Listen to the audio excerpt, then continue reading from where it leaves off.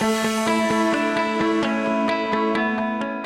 name is Tom Brant, my wife Michelle, and Cameron is my son, 7, and Avery is my daughter, she's 3, going on 20. I've been going to Grace Fellowship for about 3.5 years. So first of all, I think the motivation, honestly, to make any changes was financial for us.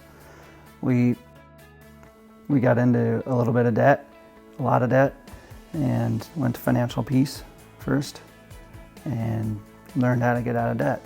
And I looked at that as an opportunity for me, right? Because now I'm going to have all this money. I can do stuff. But then we started the Crazy Love study, and then followed by Radical. And I found myself saying to myself, I can't in good conscience go out and do those things and not pitch in. God's worked in my life just showing me how selfish I have been, and kind of the nature of my selfishness, you know, because I could easily look at other people and say they annoy me because they're always they're always wanting something. But the irony is that I was always wanting something, you know, for myself, and which means I didn't want to give of myself. I didn't want to help them financially or with my time or anything like that. I just started seeing people for, you know, people, and not just a bunch of greedy people that always wanted something from me, which is ironic, isn't it? Because I was the one that was really quite greedy. We started sacrificially giving. So instead of adding to our budget a column that said, you know, giving to someone, we took away from things that we were already budgeting for. Because that's really what sacrifice is all about.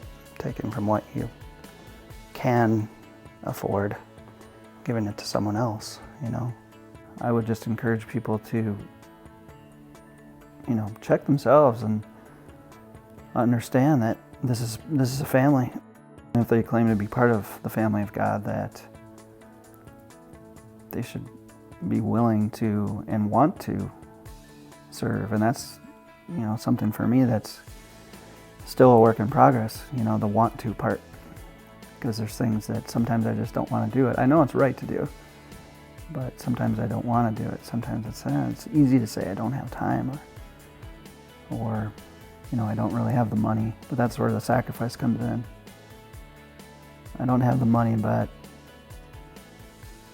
I could probably live, you know, without, you know, that new cell phone or the new TV I've been planning on buying.